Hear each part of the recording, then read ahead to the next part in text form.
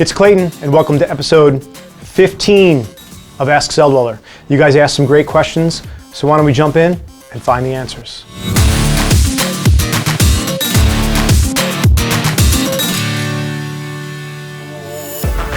Hey Clay, my name's Curtis. I have a couple questions to ask you. What music inspired you when you was growing up? And have you ever sent off any of your music to any record companies? Thanks for answering. Curtis, I'd have to say the music that inspired me was more than just a particular band or group. It was more just about sounds. And I remember specifically hearing for the first time a vocoder in the song Mr. Roboto by Styx. And I wasn't a real big Styx fan or anything. I was too young to really even know what was going on, but I remember that voice, that sound.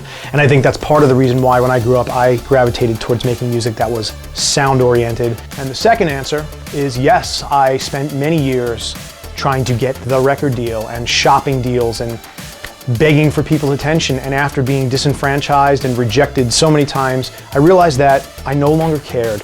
I didn't want to be on a label. I didn't need the label system. So I built my own system.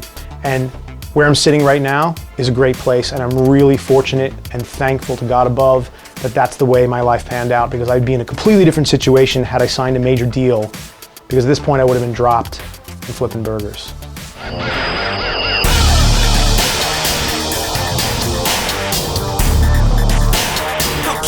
The answer is quite honestly, absolutely not. I never thought that I would ever have what I have right now.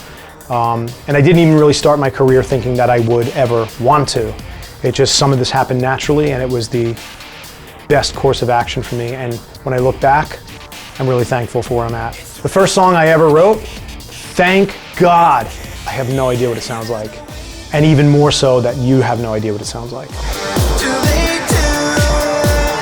Hi Klayton, I wonder if the book Blackstar released in different language like French, because I would love to read it. Thank you. Well, Blackstar, the novel, the entire novel, is in the process of being wrapped up. So soon, hopefully this fall, we're going to have the full book out. If there are people out there that would like to read Blackstar in a different language, let me know in the comments below what language, and we'll see what we can do.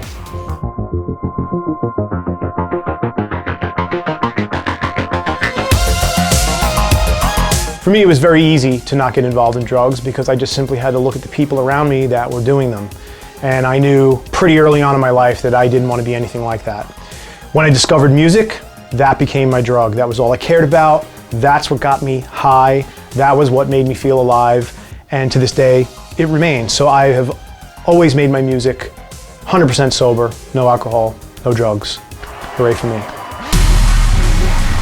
Klayton, do you go to E3s by any chance?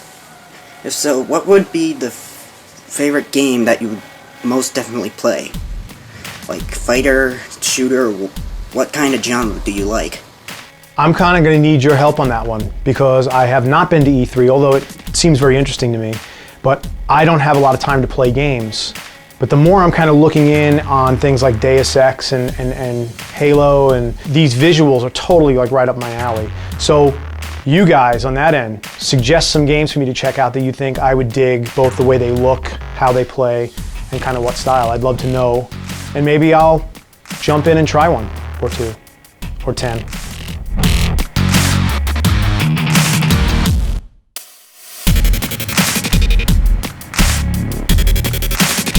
Yo, Maria, thanks so much for paying attention to my New York accent. Forget about it.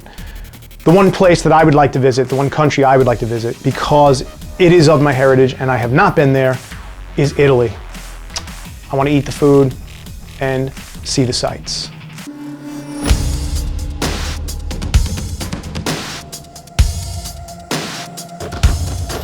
Neil, that is a great question that I couldn't answer until today. I called my rep at a company I cannot name to find out exactly what I can say, because I have been under strict NDA for a few years now. But they have told me today that there is information I can share with you, and this is what it is. In 2012, I registered to be part of an experimental cloning group. They took some of my DNA, and apparently it worked. So there are striking similarities between Red and myself, and it is for good reason, which I'm sure you can figure out. Most of our correspondence comes through the company because they highly regulate that stuff, but the rest is future history, I guess. Hola Klayton, I have 2 questions for you. 1. What was your biggest inspiration to create Voices in My Head? Because I loved songs like Aurora, Borealis or Señorita, Bonita. And 2. What is your favorite part of creating a song? Ciao. My biggest inspiration for creating the soundtrack for the Voices in My Head series is I wanted to create instrumental music that aided to score the pictures that I saw in my head. And I felt like vocals kind of got in the way. So I did this and I felt free to experiment with many different styles, which is why you've got something like Señorita, Bonita all the way to Aurora, Borealis, which are very different sounding tracks. Fortunately for me, these things have been used a lot in films, television, video games, etc. It's hard to say what aspect of creating a song is the most exciting, but it's probably the beginning because there are the most possibilities. I can do anything and go anywhere musically, so that's the most exciting time. Thanks for tuning in to yet another episode of Ask Celldweller. As always, subscribe to my channel because occasionally some interesting things happen here. Like or share this video and ask me your questions. I want to hear what you want to know in the comments below, or shoot a video of yourself and post it at this link up in the moon. Tune in next week for recording sessions on Tuesday, new inside look on what I'm doing and what I'm working on in the studio. And until next time, this is Klayton signing off.